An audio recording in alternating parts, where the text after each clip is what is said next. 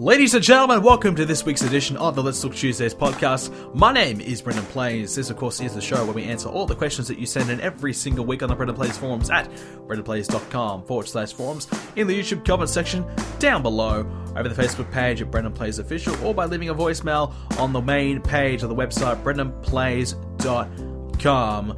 Money in the Bank is done and dusted. What an event it was. I gotta say, I thoroughly enjoyed majority of the show. Obviously, the big matches, the big three matches are pretty good, and the tag team match was probably another good highlight as well. The rest of the show, not so great, but overall, definitely an enjoyable show. Had a good time watching it. A lot to talk about with that this week, obviously, with Dean Ambrose becoming our new champion. Bit of a shock to me. I thought Kevin Owens was going to win it. That was my pick. It was either going to be Ambrose or Owens for me. I guess they wanted to do the Shield triple threat thing, so that's cool. But we'll talk more about that later on. A few little things here and there that I want to get into on Raw. Obviously, a couple of returns to talk about, and a few little pieces of news this week as well. But plenty to talk about this week, so let's get straight into this week's show. As for me, you guys hopefully checked out my vlog that I uploaded the other day. If you haven't, make sure you go and do so.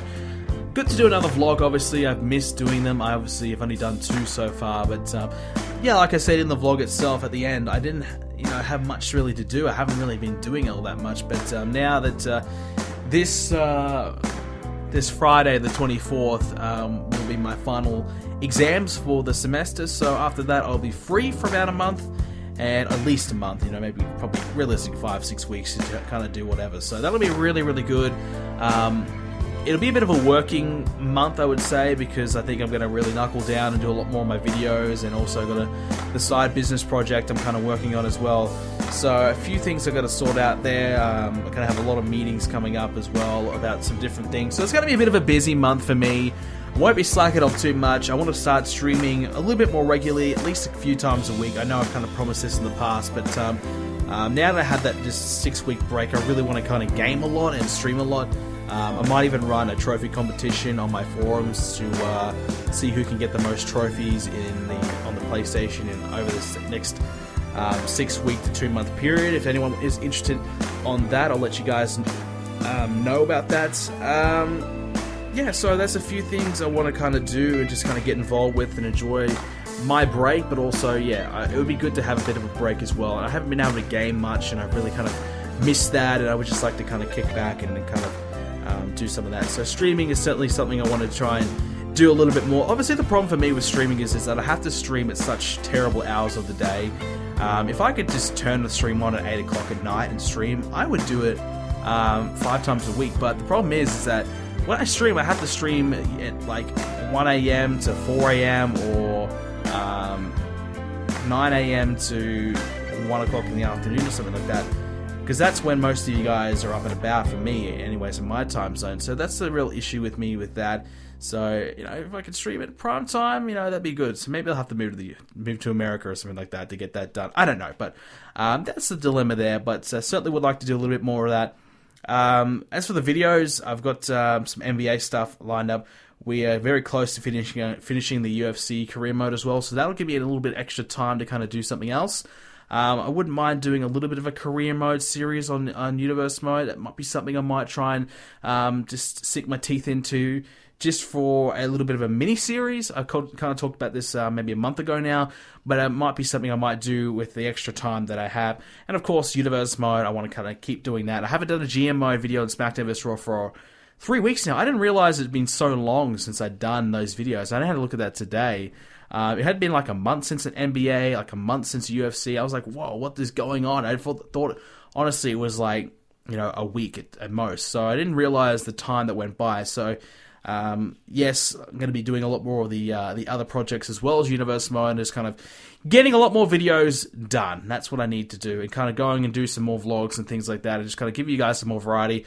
The channel has been really, really good over the last couple of weeks. The growth that we've had and the views that we had, it has all been way up, much more than normal. We're getting double the amount of subscribers every day than we used to, which obviously is great, and this is the kind of growth that I've been hoping to have for a while now. I'm not sure what has sparked the growth, what's going on there, but we're doing really well, and hopefully I haven't jinxed myself, and hopefully that can keep going, because at this rate, we might even hit 50,000 subscribers at the end of the year, which obviously would be amazing. That's something that I've been trying to do. It's something I wanted to do last year, I think, and I never really got there. So if I can do that this year, that's my goal for the year. To hit 50,000 subscribers, I would be very, very, very, very, very happy. So that's the plan anyways right now. So in terms of everything else, not much going on. Like I said, a couple exams later on the week and have to kind of knuckle down and get those done. And then after that, we've got a bit more time. So yeah, so Money in the Bank though, we had a chance to watch the pay-per-view live this time around.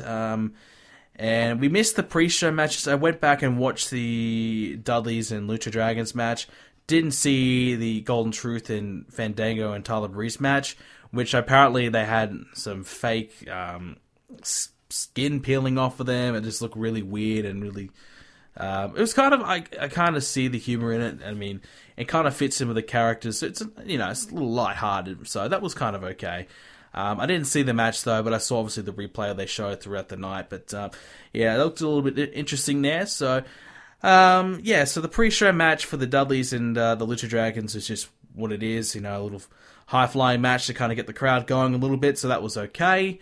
I've got to say though, the Dudley boys just have been wasted a little bit too much for my liking. They're just kind of losing and losing and losing, and I really feel like they could be involved in some high-profile stuff. I get that have so many new tag teams coming through, and they want to focus on the new era, but, I think it would have been cool to see the Dudley boys kind of get a little bit more, but I think for the problem with the Dudley boys, we've talked about this before on the show, is they just kind of came in at the wrong time. They came in right as the New Day was starting to get going, and the New Day obviously hit its height when the Dudley boys were at their height of their return as well. So that's been the issue for the Dudley boys. And if they had have come back probably now, or maybe if they had come back a year earlier, they probably would have won the tag titles and done something there. I think they'll still maybe win the tag titles to give them that 10th tag team title run or whatever it is.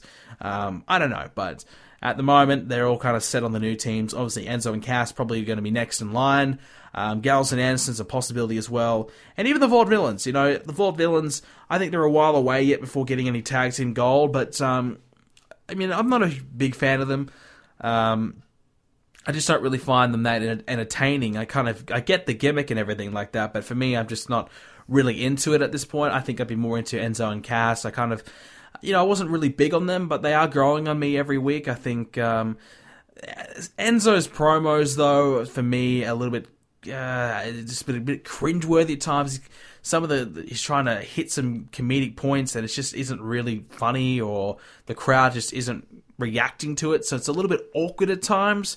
But once they try and kind of get their groove and kind of solve that out, we'll see how they go. But anyways, Money in the Bank will kind of keep going along with that trait. We are talking about tag teams, so let's talk about the Fatal 4-Way Tag Team match to kick off the show. Perfect match to kick off the show.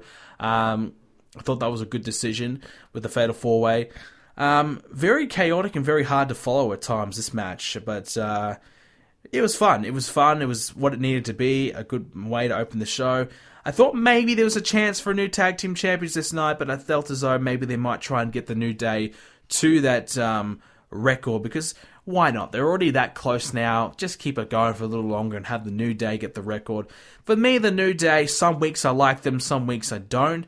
I enjoyed what they did at Money in the Bank.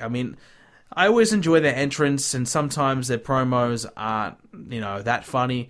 But like I said, hot and cold for me. Some weeks really love them, other weeks not so much. And we'll talk more about them with their interaction with the Wyatts on Raw. I actually really didn't like that interaction, so we'll talk more about that later on. But I have no real problem with them keeping the titles for a while. That's okay by me. But I think eventually we might be seeing one of these new teams get the championships at some point. And I think that'd be the way to go. And, when they do lose the titles, it'll be a meaningful title change, which is a good thing. The tag team division right now is at its healthiest it's been for a while. I think we have some really good tag teams there. Those four that are in the matches, they're pretty good tag teams. Lucha Dragons are okay. The Dudley Boys are still there as well. Even Golden Truth and Tyler Breeze and Fandango, some lower teams, they're okay. So, and obviously the possibility of the American Alpha coming in as well, and even the Revival, who I'm not a big fan of the Revival, but they could also be a good addition to the roster as well. So there's a few tag teams coming through to kind of keep this division going, which is obviously very, very exciting. And I like tag team matches, I really do. I hate the Fatal 4-Way tag team formula, the way they do that match. I just don't like the fact that there's only 2 in the ring at one point. It just doesn't make any sense for me. But I get it. If it was a Fatal 4-Way tag team match, it would be just utter chaos.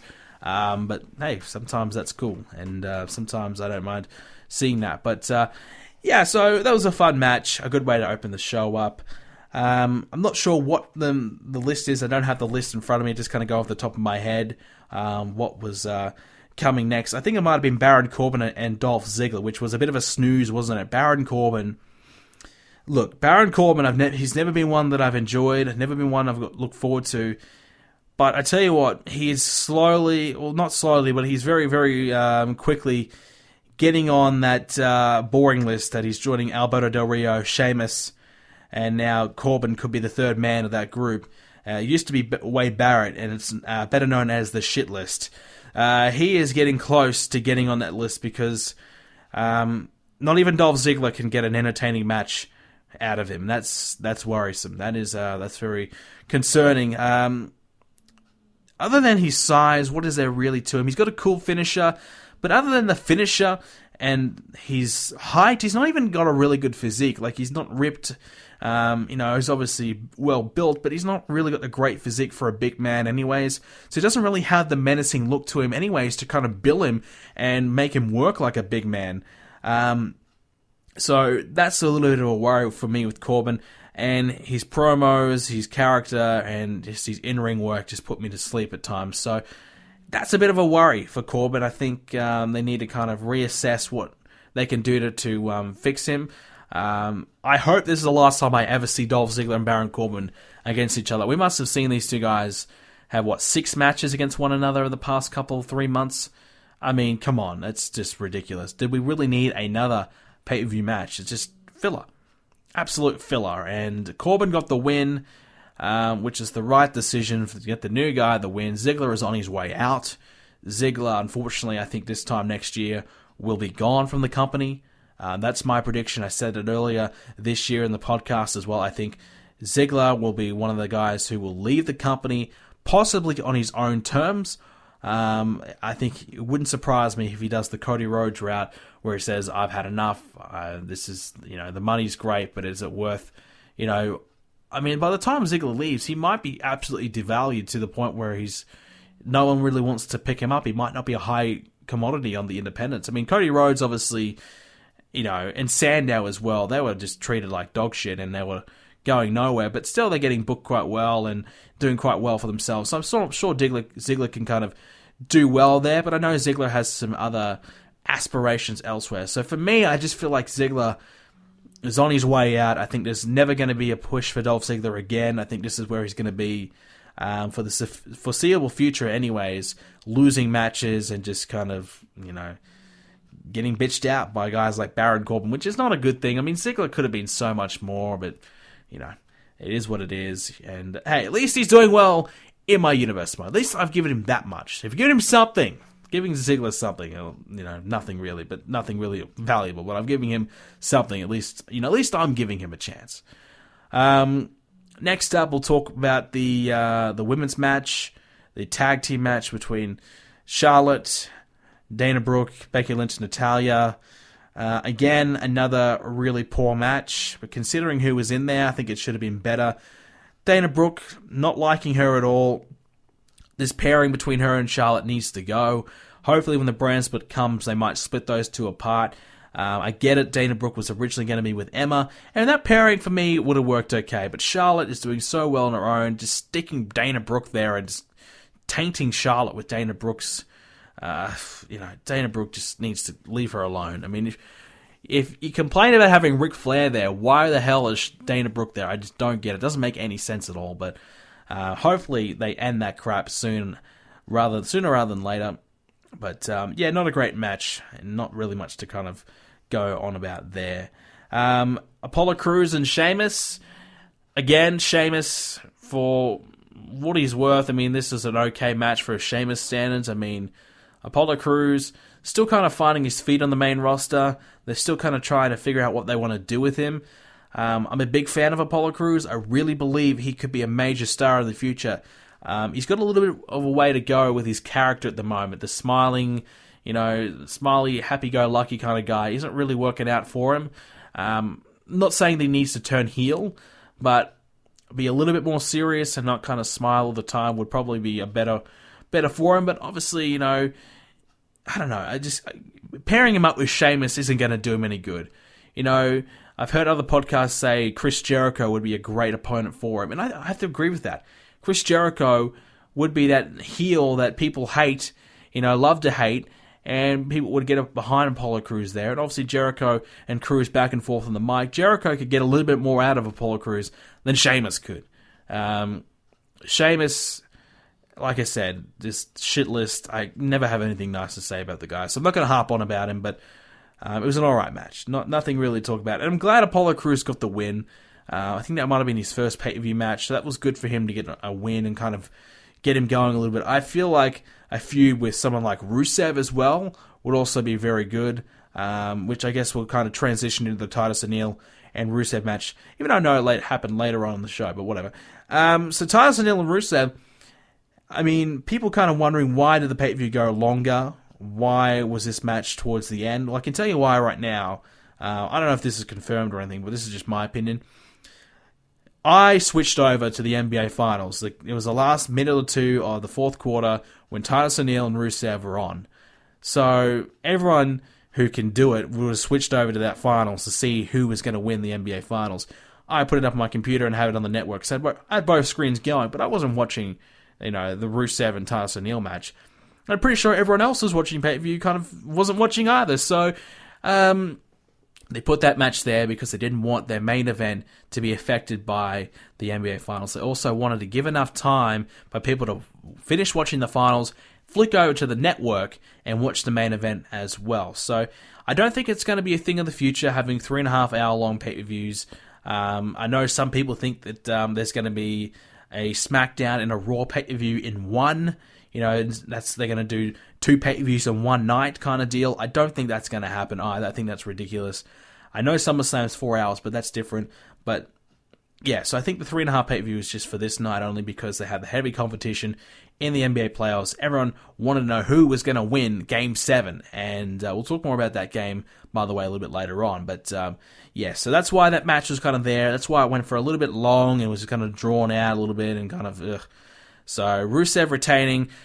I gotta say, Titus O'Neal, great guy, great personality, great character. In ring, just doesn't have it. Just doesn't have it, unfortunately. That's where he goes wrong. If he can move around, if Apollo Crews had Titus O'Neal's likable personality, who knows where he could be, because he's so great in the ring. But Titus O'Neal just doesn't have it in the ring. Rusev, I'm trying to like him again after the whole League of Nations thing. I'm trying to forgive him for that. God, 3 guys that are shitlisted in one team is just terrible for Rusev for me. How could I possibly like the guy? But I'm trying to kind of get back into his character and in the Lana and Rusev pairing again. But it's going to take some time for me because the stain is still there. And, I just have flashbacks to when Rusev was doing so well.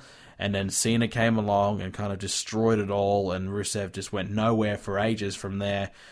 God, we had the love angle and all that. Oh, God. It's just hard to kind of ignore that right now and kind of get back into Rusev. So I haven't really been that much interested in anything he's doing at the moment. So it'll take some time. Who knows? It may not even happen at all. I don't know if I'll ever be able to get back into him.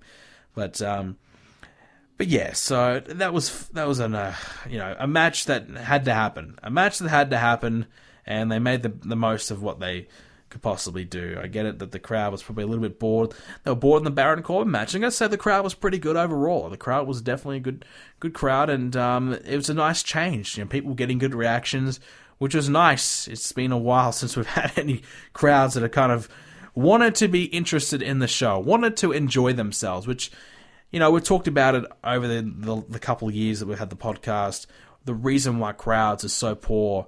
And it's not just at the WWE. Crowds in general are so poor because everyone half the crowd is on their phones, and I'm a little bit guilty of this at times. They're on their phones, taking pictures, sending text messages, doing tweets on Facebook, whatever. They're doing whatever on their phone whilst the event is happening. And when I'm watching it on TV, I'm always on my phone or I'm doing something else while I'm watching it. But, yes, when you're at the show, I mean, I couldn't imagine doing that. So that's a big reason why crowds are so bad these days. And is it because the product is not as exciting as well? Well, definitely. That's a reason why you might, look to your phone to kind of stimulate your mind for about 2 minutes. So I don't know, but that's just my take on it anyway. So it's good to see a good crowd. So I think it was in Vegas. So well done to Vegas. Is there any other undercard matches I'm missing? Obviously, that weren't very memorable if there was. So, and just on Apollo Crews, now I'm thinking about it, someone like The Miz as well might be good for Apollo Crews. The Miz doesn't have an opponent for the IC title, so someone like The Miz and Apollo Crews, I wouldn't mind seeing that little altercation. That could be interesting. The Miz is still doing the movie thing, so I know some people also with The Miz saying, oh, he's been gone for so long, he needs to be stripped of the title. I mean, come on. It's not like he's been injured or anything like that. Or we know where he is. He's doing a movie for a few weeks. He'll be back. I mean, it's a little bit drastic to say he needs to be stripped of the title. If anything, it's probably a good thing to have The Miz gone for a few weeks. Kind of focus on the US title a little bit, which has been struggling, and focus on some of the contenders coming after the IC title. If I was doing the booking, I would be running a tournament to determine the next number one contender, or a series of matches between some guys to determine the next number one contender for Miz's championship. So when Miz is back, we know exactly who is after the championship. So that way, you don't have 5 weeks wasted whilst he's gone. You have a next contender who's already had a few big wins, for example, in a tournament, or a big fatal four-way or a battle royal, something like that, who's had some wins, doing well, has some momentum. So by the time he gets, by the time the Miz is back, we know who he's going to verse. We know how well this guy's doing, and people can already be initially invested right from the get-go when that rivalry does begin. So that's a mistake that I think the WWE needs to kind of rectify. I'm not sure when the Miz is back. Might be a couple weeks now, so maybe they've got still enough time to make that happen and get this match ready for Battleground. So if the WWE, are smart, start planning for that right now. Next week on Raw, do something, a tournament. Maybe is a little bit too late now. Maybe, best of 3 series or something. A mini series between 8 guys. I don't know. Do something to determine the next number one contender and get the winner some momentum, and so you have someone ready for the Miz. But anyways, back to the pay-per-view. The big 3 matches. We'll start with John Cena and AJ Styles. Good match, finish. We knew it was coming. We knew it was going to be a fuck finish. A little disappointing that it did happen, but I enjoyed the match. Was it match of the year caliber or anything like that? No, I don't think so, but both guys look pretty good. The problem that I had throughout the night is that the mics were just turned up ridiculously. I could hear Cena yelling out every freaking spot during the match, and it wasn't just Cena; it was happening all night. So they had some audio issues there. I just hear everyone calling out, spots, and that was just a little off-putting. And I don't, I get it; it's a work, whatever, but I just don't. We shouldn't be able to hear that. That's one of the keep the secret a secret. We don't want to hear that. And, it's okay if you hear it maybe once a night, but, God, it felt like every single, spot you can hear it, every time Cena said something, you could hear it loud and clear. So that was a little bit of a dampening point on this match, but it was a good match, and Cena, his first match back on pay-per-view, I think he might have done some live events, but his first match back on TV, he looked like he had a bit of rust on him, I will say. I don't know, I just felt like he was a little sluggish at times, but obviously it was a good match. And I think when they do have a rematch, I think that's when we'll probably see the best between these two. Maybe the third match, if there is a third match, will probably where we see the best between AJ Styles and John Cena, to build some chemistry between the two, because the first match was okay. Generally, quite often, the first match is probably the best one. It's sometimes hard for the second match to follow it up, but I think in this circumstance, the second or third match will definitely be the best work of these two. But yeah, so a good match. The Money in the Bank match itself, like we said a little bit earlier on the show, I thought Kevin Owens was going to take it. Dean Ambrose, not a surprise. I know some people saying they were surprised that Ambrose was going to win it. It was not a surprise. He was the favorite to win the match. And it was interesting. I had a bit of a discussion on Facebook with people.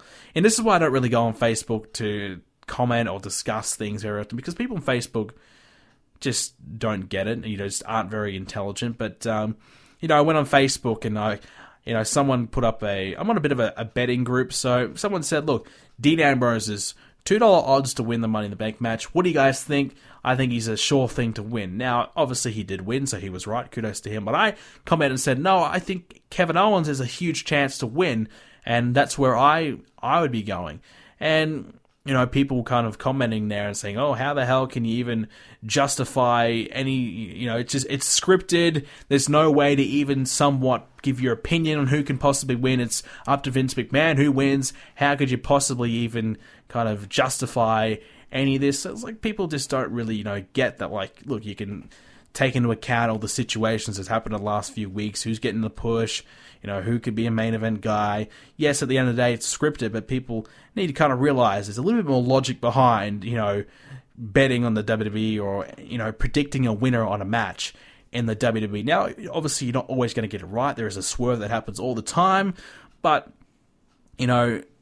people just refuse to kind of get the concept of wrestling and how it kind of works. And, I tried to educate this guy. He was just being an absolute idiot.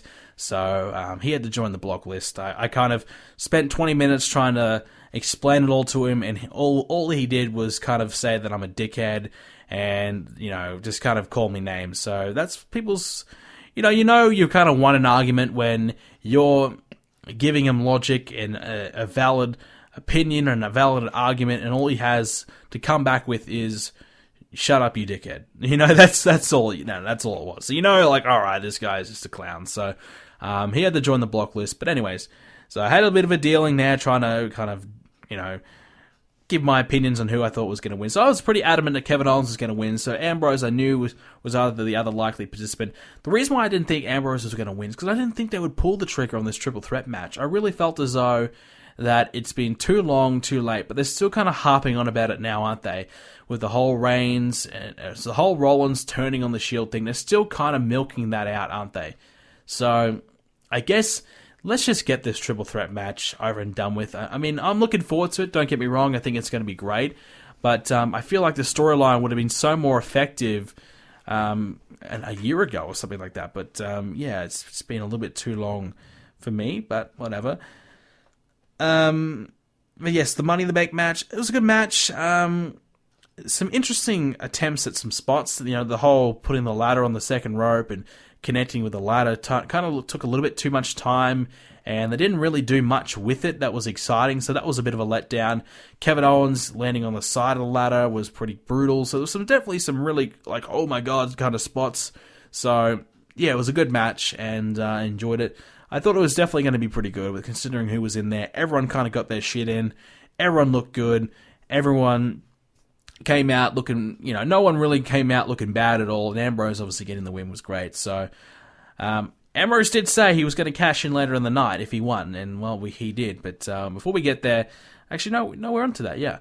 I thought we had another match. But, so Ambrose did cash in on this world title match. And Reigns and Rollins, I had a huge shock look on my face. I did not believe at all that Roman Reigns was going to lose this match. Did not even contemplate it in my mind whatsoever. So when Rollins beat Reigns, my mouth was wide open, flabbergasted. Oh my god, I did not believe it. I went, holy shit. Couldn't believe it. So I thought, okay, they're going to give the belt back to Rollins, and they're kind of, alright, they kind of keep the steam off Reigns and the heat off Reigns for a little bit, that's fine, and give it back to Rollins, sure. But I just kind of got the feeling that, there might be something else that was going to happen. Would Ambrose cash in? Yes, he did. But I thought it was going to be a failed cash in. I really did. I felt that Rollins was going to get out of there somehow. I really felt a failed cash in was on the horizon. But no, Ambrose got the win and won the title. I just couldn't believe it. I felt like the whole time they were going to find a way to take it from him somehow. I just couldn't believe that Ambrose won the WWE Championship. I felt like Shane McMahon will come out and say, oh, no, you can't do that. I just felt something was going to happen. But no, he got away with the title. And long overdue for Ambrose to win the title. I think it might have been Money in the Bank last year, was, to me, a great time to have Ambrose win. Obviously, they wanted to do the Brock Lesnar and Rollins storyline, and I feel as though if they didn't have that Lesnar and Rollins storyline last year going, that Rollins may have lost the title right there and then. Ambrose was at the height of his popularity, still isn't at that same height now. Ambrose was getting incredible reactions back then. I thought if they had pulled the trigger on Ambrose and went all the way with him there, who knows where he could have been at this point, but unfortunately it didn't happen. So it feels like it's a year too late, but it still is good. It still is good to see, and hopefully he isn't just a transitional champion to give it back to Roman Reigns, just so they could have the whole Shield win the title on one night and just have an excuse to do the triple threat. I feel like at the triple threat at Battleground, they should have saved it for SummerSlam. I'm very disappointed that they didn't do that. I felt as though they could have just done a number one contenders match, Reigns and Rollins, at Battleground to determine the SummerSlam number one contender. Yes, that would have been dragging out quite long considering there's 5 weeks until Battleground, but they could have just at least done maybe Dean Ambrose and Roman Reigns, or Dean Ambrose and Seth Rollins, and then have someone interfere or have some kind of bullshit to set up for the end. But whatever, it's going to happen at Battleground. I just feel like, wouldn't it be better to have it at your second or third, whatever you want to say it is, one of the biggest pay-per-views of the year? You know, that's the problem with the WWE. They're kind of giving away their big matches on a pay-per-view that not many people are going to get. You know, people go SummerSlam, they know it's a big one, they're going to get that. Royal Rumble, WrestleMania, they know it's big, they're going to get that. You know, Survivor Series used to be there, but I feel like Money in the Bank is probably the part of the Big Four now. When I look at the Big Four, you know, Mania, SummerSlam, Royal Rumble, take your pick, what's second or third there. And I think Money in the Bank is probably the fourth right there. Survivor Series, honestly, could be about as important as Hell in a Cell at this point. Just nothing. So that's a real shame, but that's just the way it is at this point. But yes, I just feel like it's happening a month too soon. Just a little too soon for my liking, but it is what it is, and, you know, whatever. But yeah, so it should be interesting nonetheless. I mean, they could have done, have Rollins hold on to it until Battleground and do the Ambrose cash in there, and have Ambrose cash in and have Ambrose tease it for a while and then execute it at Battleground. Have Ambrose gain a bit of momentum as well. I think Ambrose, he had a few wins against Jericho, and he was looking pretty good coming into the pay-per-view, but you know, before that he's had some losses, and he's, you know, hasn't been all that red hot, so they could have done a little bit more to help him out there before executing the cash-in.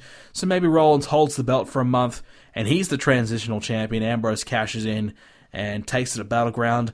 Then you set up for the big SummerSlam match at the SummerSlam pay-per-view. Whoever the hell you want to be champion wins it then. And that way, at least you would have given the belt at least a couple months away from Reigns. If you do want to give it back to Reigns, you would have kept him away for the title for a while. But, yeah, obviously, I'm not sure what they're going to do, who's going to walk away that triple threat as champion. You'd have to say Roman Reigns is the favorite, because, you know, Roman Reigns is the second coming of Jesus. So we'll see. But I thought the Rollins and Reigns match was good. I did enjoy it. I mean, there hasn't been a Roman Reigns pay-per-view match that I haven't enjoyed all year.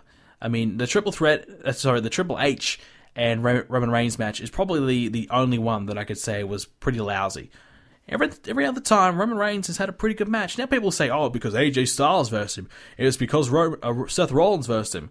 You know, but whatever. I mean, I still think that it takes two to tango. And it's had the same argument with John Cena over the years. I mean, John Cena always delivers on a big match most of the time. You know, Roman Reigns has delivered most of the time on big matches for himself. So he's doing pretty well. And the whole, I mean, listen, the you can't wrestle chance. I mean, that's ridiculous. The guy can wrestle. You know, what the fuck do you want him to be? Like, you know, AJ Styles in the ring? I mean, come on.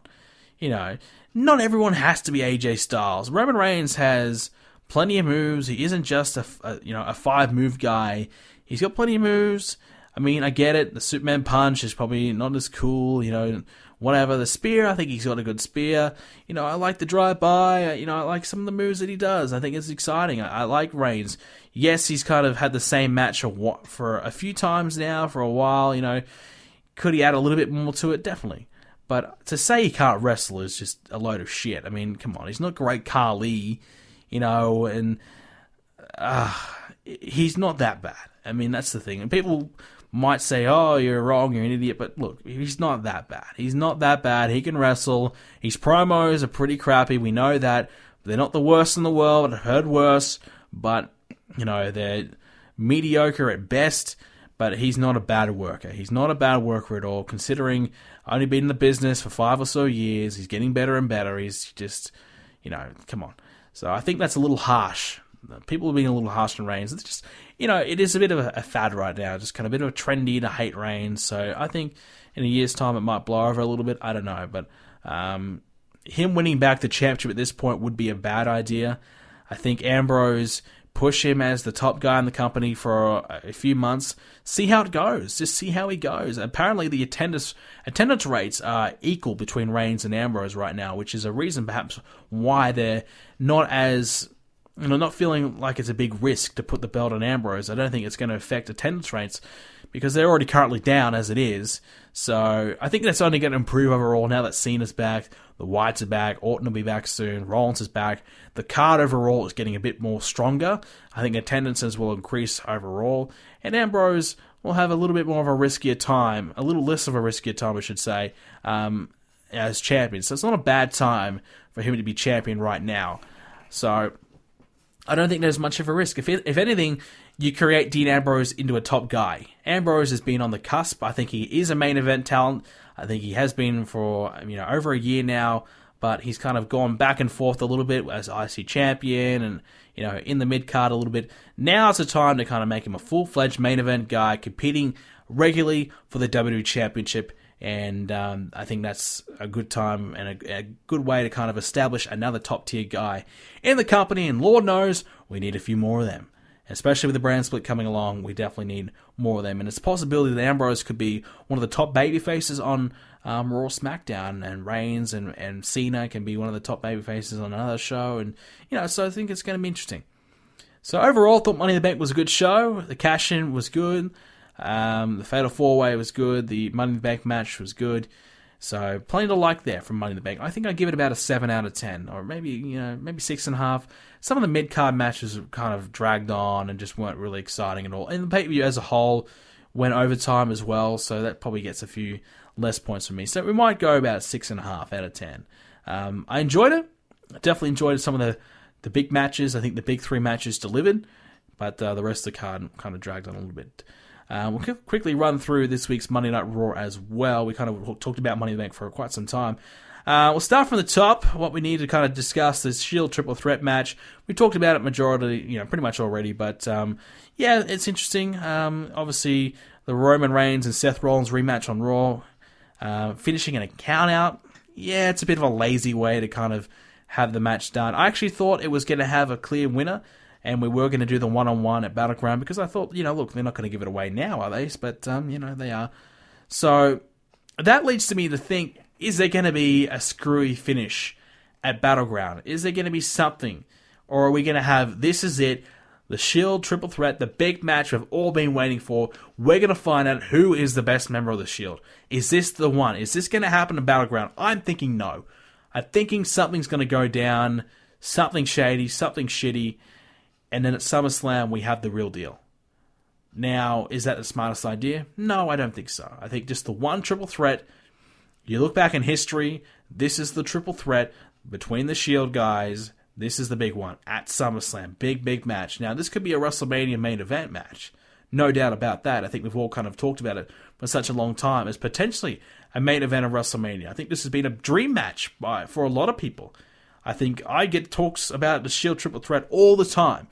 And I'm definitely looking forward to it. But I just feel like a Battleground, it might be a preview of what is really to come. Following on from that, we had the Wyatt family returning as well. We kind of heard some rumors that he might be returning at Money in the Bank. He'd return on Raw. Came out, a good reaction for him. The crowd was happy to see him. I was happy to see him. Bray training hard in the gym. We saw some photos of him this week. Looking pretty good, looking trimmed. And he certainly looked a little bit more trim on Raw, which is good. Still no Luke Harper, obviously still out with an injury. They didn't kind of say anything about that, or even in the vignettes, they didn't have any Luke Harper or anything like that. Just Strowman and Rowan, who just stood there, which is fine. Then the New Day came out. And I just feel like with this, the segment was backwards. I think it would have been better if the New Day was coming out cutting their promos, just kind of talking crap. Then, the lights go out, the Wyatt family are back, and they come out and stand in the same ring as the New Day and stare them down and kind of let them know that they're coming for the tag titles and there's nothing they can do about it, whatever they want to say, talking these riddles, would have been much more better executed. Instead, the New Day interrupting. It was just a mix of two styles. You got the dead serious guys, and then you got the happy-go-lucky New Day who are laughing and cracking jokes. Two completely different styles trying to gel and mix into one didn't make for a good segment, in my opinion. Maybe because they got things backwards a little bit. Maybe if they had to do it the other way around, the Wyatt family interrupting the New Day, I think that could have been more effective. But I think it just got it kind of wrong. A little bit wrong on that one, but good to see the Wyatt family back, and I hope they do finally win the tag titles. I could see the Wyatt family being the team to beat the New Day for the titles. Been long overdue for these guys to have some belts, some tag team gold, some singles gold for Wyatt. I think it's overdue now for these guys to get some gold in the team to legitimize them, because what better way to say these guys are the best than by having tag team gold, because they've been such jokes off and on. Sometimes they're great, sometimes they're not. But it'd be good to kind of just say, look, these guys are the real deal. Let's give them some championship gold. Maybe they are the team to beat the New Day and end this long title reign. I'd like to see that. I'd be all for that. I think the Wyatts need some big wins, and that would be a good one. The draft is officially announced as well for July. I think it's 19th, I believe, or it might be 17th, one of those two, on SmackDown when it goes live for the first time. So that's going to be good. Obviously, that will give SmackDown a strong rating to begin with, and it'll be a fun show to start off with. Really looking forward to the draft. I think the brand split, the brand extension, whatever you want to call it, should be a real nice change in the WWE. Now, the lack of star power is concerning, but, look at the list of names that they have and how good and how talented they are. The only problem is they're not really over. The reactions, some nights are very mild, some cities are strong, but the reactions overall for everyone on the show is quite low. Merchandise is still quite solid, attendance rates are down a little bit, so if we could just get some good reactions and some better attendance rates for some of these up-and-coming guys, WWE wouldn't be looking all that bad. That's really the only issue. The ratings, of course, TV ratings are down a little bit, but yes, or down a lot actually, but the talent, the caliber of talent that they have is pretty good. Now, will we look back 15 years' time and go, oh my god, the New Day were the greatest team ever, the Shield, oh my god, that was such an awesome team? I don't know, but I still feel like this is a good, talented roster. In-ring wise, very, very good. And that's what I think people want to see. People want to see entertaining matches and entertaining promos and segments. Promos overall throughout the company is not great, and which I think is an area they need to improve on. But I think overall, in terms of in-ring talent, they've got enough there to kind of work with, and I think the brand split, in terms of at least match quality, will be pretty good. In terms of reactions, though, and popularity, I don't know. That's the big iffy question. Can they take a few of these mid-card guys and establish them into main event stars? Can you take a Sami Zayn, a Kevin Owens, a Cesaro, and make these three guys from upper mid-carders to main event caliber talent? Keep AJ Styles established at that level. Bring in a Finn Balor, a Shinsuke Nakamura, maybe a Bobby Roode. Can you bring these guys in, Samoa Joe, bring these guys in and establish them as top tier names on these two different brands? That is the big question about the draft. That is the big question about the brand split. Can you do that? If you can establish these guys, get them over, have the crowd love them, want to see them, pay to see them, that's when that'll make or break this brand split. If they can create much better stars and much more stars and have the show overall feel more of a bigger deal, then the brand split will work.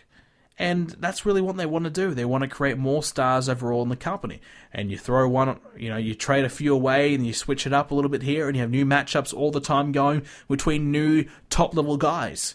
They've got enough talent there coming through that I think there's an exciting time in the WWE, but they just got to get these guys and get them over.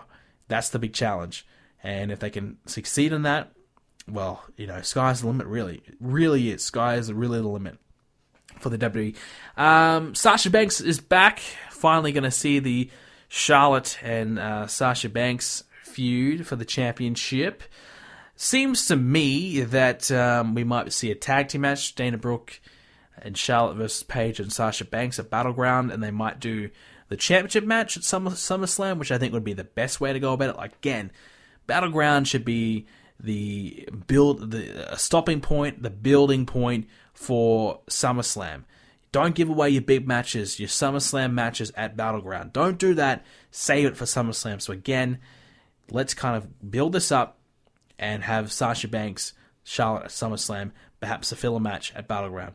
But good to see her back. I know, actually, she's been on Superstars and Main Event and doing the minor shows, but she just hasn't been on the main show for whatever reason. So she hasn't really been gone for that long. I know she had an injury, but she's still been doing stuff. So I guess if it didn't happen on Raw, did it really happen at all?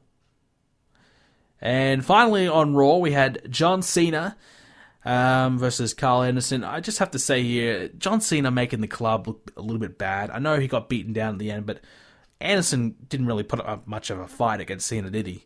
Kind of got almost beaten by Cena pretty quickly. So that's all I had to say without that one. I think it could have been a bit of a longer match, make Anderson look a little bit better. The club, Anderson, Gallows, just have struggled to get any credibility and any believability that they're going to beat up, and dominate or win a match. I mean, that's the problem. You should see the club and go, wow, these guys are a huge trio, 3 international stars, and, these guys are the real deal. You just don't get that feeling. And that's the problem. And Cena beating Anderson in, 4 or 5 minutes pretty much is not a good way to kind of resolve that issue, is it? But that's Raw. I had strong feelings about Raw this week. I thought it was a pretty good show. We've had some bad Raws recently, but this is certainly not one of those. That was plenty to like there. Some returns to kind of get yourself excited about, and some seeds planted for some exciting feuds. And the Battleground pay-per-view should be a pretty good one. Hopefully SummerSlam, they don't give away too much too early and make SummerSlam great. Other few little pieces of news and things to discuss before we get into our questions. Jerry Lawler arrested, had a bit of a domestic issue with... I think is his girlfriend or is his wife or fiance? I think it might be fiance actually. So yeah, I'm not going to go into the details. You would have heard about this all about this by now. I'll just say I know he's been released from prison. If all charges are dropped and everything is okay, I still don't even know if he'll be back. I mean, at this point, do we need Jerry Lawler on our commentary team? We haven't needed him for years. I think this is the perfect way to kind of get rid of the guy. He's been a long-term service to the WWE, but the guy's getting up there in age, well past his prime. Just doesn't have the timing and the comedic, any comedic value that he used to have. Just hasn't got it. Just hasn't got it anymore. Hasn't been good for about 10 years now. So Corey Graves would be a perfect fit for SmackDown with Mauro Ranallo, Corey Graves. Get rid of Byron Saxton. He should be fired too. He's just drizzling shit. Have Cole and JBL, a 2-man team on Raw. Ranallo and Graves on SmackDown. Have Graves, the heel commentator. Ranallo, the babyface. And likewise, Cole and JBL on Raw. So, if they did that, honestly, I think the commentary as a whole would be better. Cole, hasn't been that great for a long time now. If he can get back to kind of stop focusing on, the bickering with everyone and just kind of talking shit, just can get back to calling the damn match and kind of telling us about the storyline and putting the wrestlers over a little bit, like Mauro Ranallo does so well, then I think Cole and JBL could actually be a good team. 10 years ago, they were a good team. They were a good announced team. But now, I think Byron Saxton is a little bit of the problem, having a 3-man team, trying to incorporate that third guy, at times can be quite difficult. I know Jim Ross has said the 3-man team, he doesn't like it because it's hard, and I think it is hard. So, honestly, to improve the situation, don't even bother bringing back Jerry and get rid of Byron while you're at it. We talked about it a little bit earlier, but the Golden State Warriors lost to the Cleveland Cavaliers in Game 7 of the finals. Well, GSW, did they choke? They were up 3-1, pretty much had the series done and dusted, we all thought. The Cavaliers, though, you can never write off LeBron James. I wanted the Cavaliers to win. Look, I don't like Golden State Warriors. I don't like their brand of basketball at all. For me, they just take so many shitty shots. Like Seth Curry in this final, trying to take a 3-pointer when the game's on the line, and with a fucking defense in his face. You know, Kyrie Irving did it, and you know, at least he made this shot. But if you're gonna, take that kind of shot, you got to make that shot. And Curry just couldn't do it in the final. Just kind of went missing again in the finals. He's been missing for a while now in the finals. I mean, he's had a couple of good games, but what was it? The worst finals ever by an MVP. I've always believed that Curry is overrated. I know he's a good player and he had a great season with a 3-point shot and, his field goal percentage and everything like that. I know he had a fantastic season. Not taking that away from him, but for me, he's always just been overrated. And I know at the end of the day, if I had to pick between Curry or LeBron, if I had the money, who do I want to sign? I'd be signing LeBron every day of the week. LeBron got it done at the end of the day. Even though Kevin Love has been playing like crap, Kyrie Irving was good, Irving is getting better and better. So, yeah, it was good to see. Good to see the Cleveland Cavaliers finally win. It was good to just see some variety there. And, look, GSW had a great season. Probably should have won and probably deserved to win the season overall because of how well they played in the regular season. But, again, it was poor management. You can't go 72-9. I think it was it 73-9? 73-9, 72-10 is the Bulls, isn't it? You can't have that record and have enough in the tank for the playoffs. The players get burnt out. Curry had an injury through the playoffs. Bogut went down. So look, perhaps it's poor management, and that's where they'll look back and kind of analyze what went wrong. That's probably one of the big key factors. They went for the record rather than playing smart and trying to play for the ring. And at the end of the day, that's all that matters. Get that ring. So probably could have rested up their team a little bit more. Maybe they would have suffered 5-10 more losses, but at the end of the day, they might have been walking away with the ring. But it was a good series. I didn't follow the NBA much this year. I haven't really followed it much in depth at any point in time. I didn't really watch much of the finals. I need to kind of, resolve that. I need to watch it a little bit more. So maybe next year. But so a bit of a year off for me in the NBA. But I certainly had my eye on the finals and wanted to see who got that win. So I'm glad the Cavaliers got the win. I was supporting them, and I was a little worried that they weren't going to get it done. But at the end of the day, I have to support LeBron. I like the Heat, and even though LeBron left the Heat, I still got to support LeBron. And finally, the last piece of news, not going to spend too much time on this, but Sunny back in rehab. The WWE reportedly paying $40,000 to see her in rehab and try and fix her. I mean, look, how many chances has this woman had? This has got to be the last one, surely. I mean, the WWE's paid just enough of a price on this woman. And she wasn't even in the company for all that long. So, I mean, look, Sunny to me is a lost cause. I mean, get her clean, great. How long will she truly be clean for? Let's be honest, probably not long. I don't have any faith in her to really clean her act up. Doing the porn thing, I believe she's still open to do more porn. So, I mean, what real value is there in cleaning her up? You couldn't put her back on TV. You couldn't really have her at the Hall of Fame and doing all that. I mean, you can't really do anything with her. I mean, I guess the WWE kind of feels a little bit liable that, she's not doing well, and perhaps the fact that she's in the Hall of Fame is the only real saving point for her. If she wasn't in the Hall of Fame, they probably wouldn't do anything with her. So she's probably lucky that she's there, even though... did she end up selling that ring? I don't know if she sold that ring. I think it might have been a hoax, but whatever. It's Sunny. Who gives a shit? All right, anyways, let's answer some of the questions before we end this week's show. Hi, Bren. What do you make of the reveal by the WWE artist at E3 of some of or 3 of the roster for 2K17. Cena, which is pretty obvious anyway. Ultimate Warrior, obvious as well, and Sasha Banks, who a lot of people wanted from last year.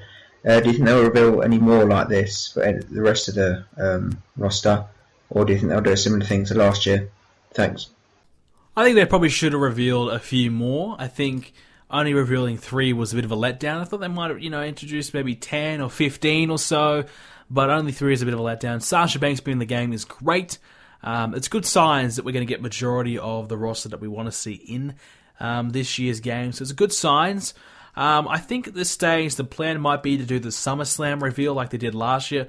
I hope it's better than last year's, because last year's was absolutely terrible. Horrible reveal. I think it was last year, it might have been the year before.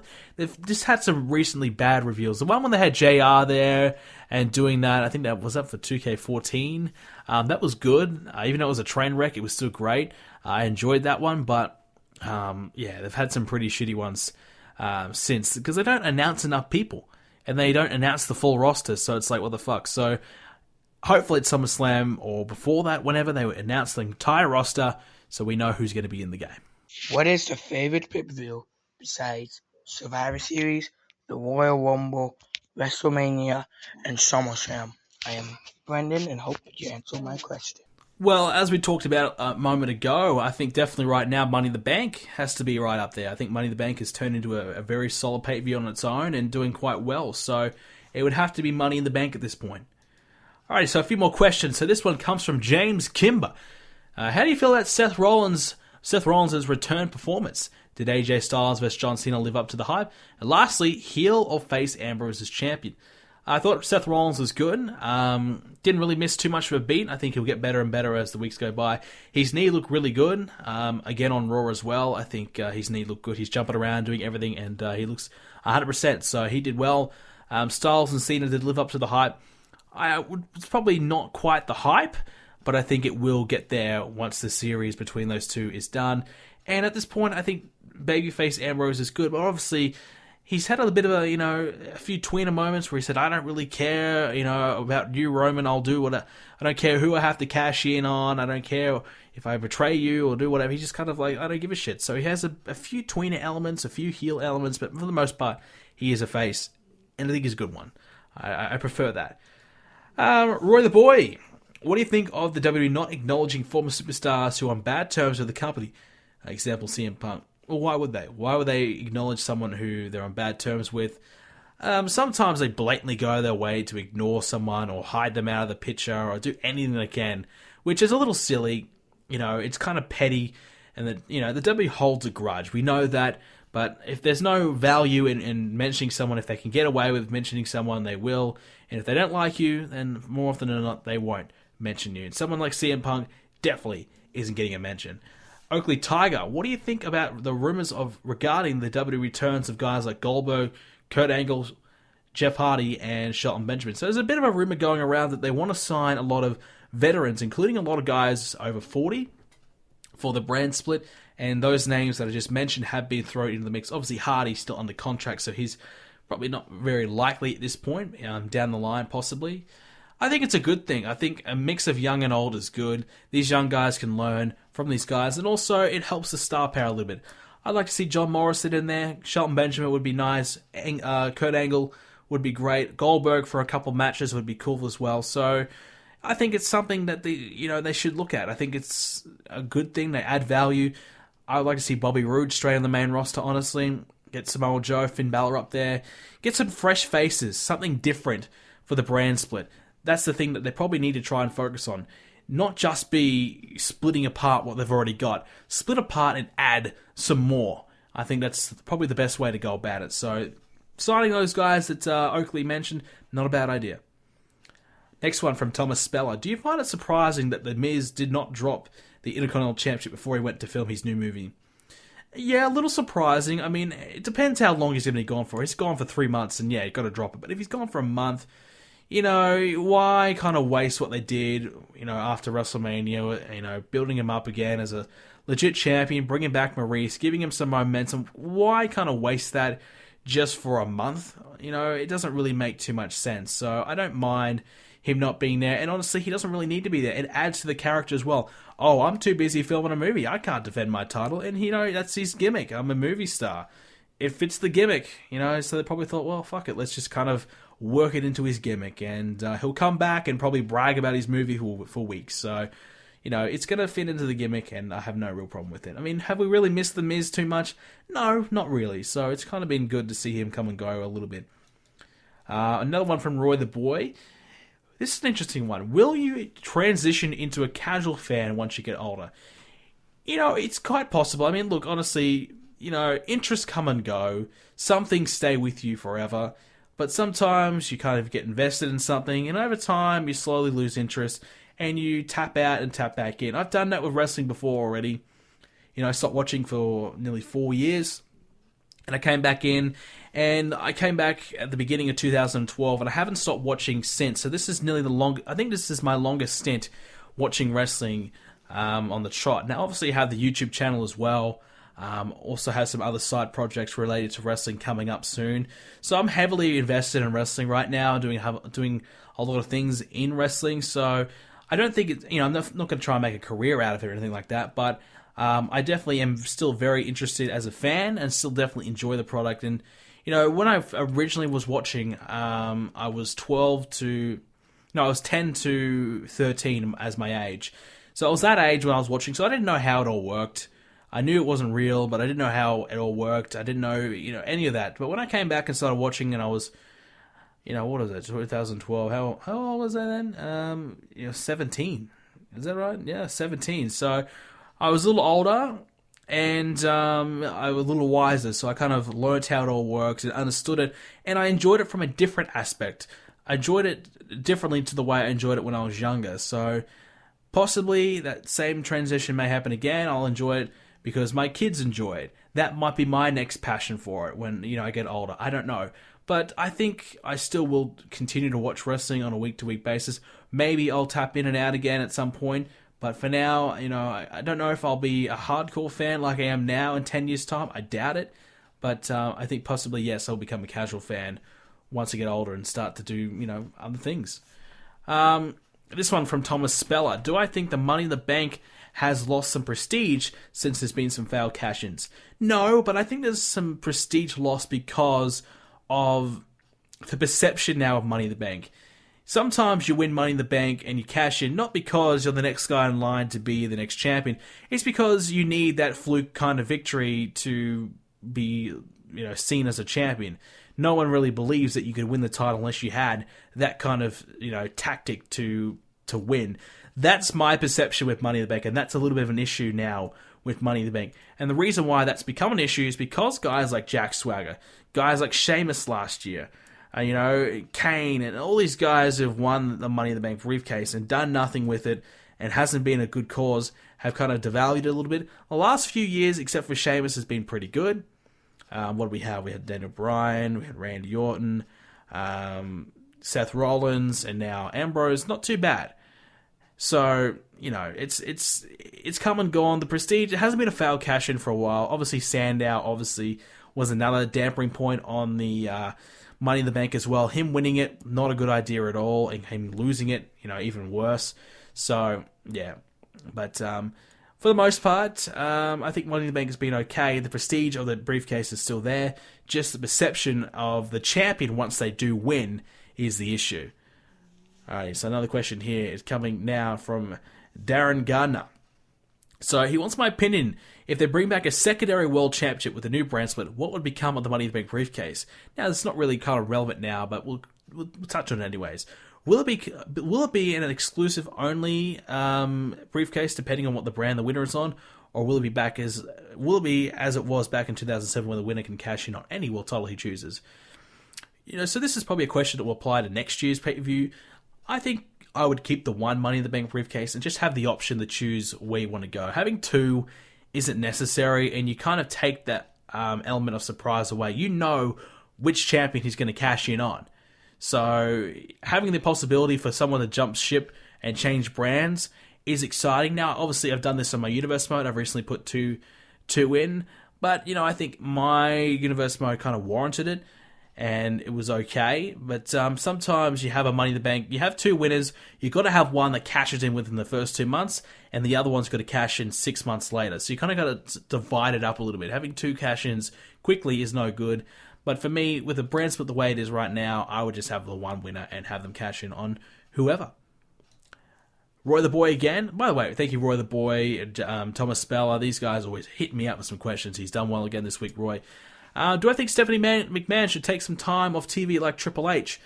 I think she's kind of come and gone enough. We haven't seen her all that much in the last few months, so I'm not really annoyed at her or sick of her at the moment. I think Shane McMahon's certainly been a big help with that. So, no, I don't think so. I think it's not really all that necessary. I mean, I think it's a definite that she will run either Raw, SmackDown, and Shane will run the other. So what that is, I don't know. I think at this point, Stephanie will run Raw, Shane will run SmackDown, just to give SmackDown that, they've got Shane to give people that little extra edge. Oh, we got the guy that we like running SmackDown. All right, I'll check out SmackDown. Maybe it's got more of the new era. Maybe this guy got what I want. It kind of fits a little bit more, that Shane would run SmackDown. So that might be what's going on there, but I don't think she needs to take time off TV. If she's not a GM, then she has no value to be on Raw. So, at this point, if she's going to be GM, she's going to be around for a lot longer. But she hasn't been on TV enough for me to be too annoyed. I know she was on quite a lot last week, but she was off this week. So, the on and offness is okay. This one's from Bad News Bullet. Do I see Roman Reigns becoming a 4-time WWE champion in Brooklyn after he won the championship at Survivor Series at SummerSlam? He won it on Raw after TLC at WrestleMania, or do I see Seth Rollins walking out of Brooklyn as a 3-time WWE champion? I think Ambrose is probably going to lose the belt, so it's either going to be Rollins or Reigns. Depends, it's a lot of variables that we have to kind of talk about. Is there going to be a second world title coming in? Who's going to be on what brand? So if Rollins and Roman Reigns and Seth Rollins are on the same brand, then, maybe Ambrose is the chance to kind of keep onto it. I don't know. It's kind of a few variables. The safe money would be on Roman Reigns getting it back, so I'm just going to stick with Roman Reigns. From Bailey14, what are your thoughts on the draft taking place the first night of Live SmackDown and only 5 days after Battleground? 5 days away from Battleground, I should say. Very close to a pay-per-view. It's interesting. A little bit of bad timing, but I guess it's just the way it went. I mean, the Battleground might be the last pay-per-view that you can settle all the feuds. And after Battleground, the brand split officially takes place, comes into effect. So you might have the draft take place before Battleground, and then after Battleground, that's it. The brand split begins. The first Raw after Battleground, the brand split takes place. It starts. So Battleground might be a way just to kind of get rid of all the feuds, settle all the scores, and then move away from most of the feuds and start fresh with the brand split. So it may have its value there, Battleground. Another one from Bailey. Was this the best Money in the Bank pay-per-view of all time? No, definitely not. They hyped it up that way, had the potential to be pretty damn good. It wasn't quite executed all that greatly. What is the best pay-per-view of all time for Money in the Bank? I think maybe 2011 for me will always be my favorite. This one's from Tamer. Who are the 3 most boring wrestlers on the roster right now? That's easy. We already mentioned them in the show. Baron Corbin, Alberto Del Rio, and Sheamus. 3 guys who... Corbin, not quite there yet, but I'm going to say Del Rio, very close to being back on the shit list. Alex Wilde. Will they make Darren Young great again? Will that gimmick, that thing that just annoys me for 2 minutes every week, will the make Darren Young great again gimmick lead to any in-ring success? If he's not in the ring now, when the hell is he going to be in the ring? I'm still waiting. We've been trying to make him great for a while. And maybe, obviously, things aren't working. Maybe they can't make him great. They've been trying for months. Is it possible to make this guy great? I don't know. I don't think so. Was he ever great? No. Honestly, he might have a chance to do something on the lower card when the brand split comes along, but, I mean, does anyone really see any value in Darren Young? Not a great personality, very mediocre in the ring. Only real value he had was with the primetime players. They don't seem to want to bring that back, so for me, Darren Young is very lucky to be still in the WWE, and I don't see him doing anything with this gimmick. Not even Bob Backlund can do anything to kind of salvage this, so no. Final question today comes from Bad News Bullet. Do I think the WWE should bring back the Elimination Chamber at SummerSlam like the days of old? And who would I put inside the Elimination Chamber alongside Ambrose, Rollins, and Reigns for the WWE Championship at SummerSlam? So that's an interesting one. I did like the SummerSlam Elimination Chamber match. I thought that was cool. I always liked that. I don't think that they need a brand-specific pay-per-view for a lot of these big gimmick matches. I think having them every now and then, you don't have to do it every year, maybe every couple of years, every 3 years. When there is a feud that warrants it, when there's 6 guys that are fighting over the championship, put them in a chamber and away we go. It can work. At the moment we have 3. Who else would I add in there? I would like to see Brock Lesnar in the chamber. I think that would be very exciting. I'd like to see John Cena, maybe AJ Styles. If not, maybe a Randy Orton in there. And that's about it. You know, let's say Cena and Styles are busy. Maybe Bray Wyatt and a Randy Orton or a Chris Jericho. Put them in there. Alrighty, so that will do it for this week's edition of the Let's Talk Tuesdays podcast. If you did enjoy it, make sure you do leave a like on this episode. Follow me on Twitter at BrendenPlayz. Continue to support on the Facebook page of BrendenPlayz Official. Facebook page is doing quite well. Keep it up. We're getting close to 1,000 likes. So if you haven't already liked the page, give it a like. For me, subscribe to the YouTube channel if you haven't already. Make sure you check out the podcast on iTunes, Spreaker, Stitcher, iHeartRadio. If you want to listen to an older show or you want to kind of get your shows differently in the future, that's where you can go to get the podcast. Hope you guys have a great week. I have some exams this week I'm going to smash. By the way, thank you so much for all the birthday wishes on the last week's podcast and on the vlog. You guys are great. Thank you so much. I really appreciate that. I read them all. Thank you very much. You guys are great. So thank you very much for watching, and I'll see you all next Tuesday.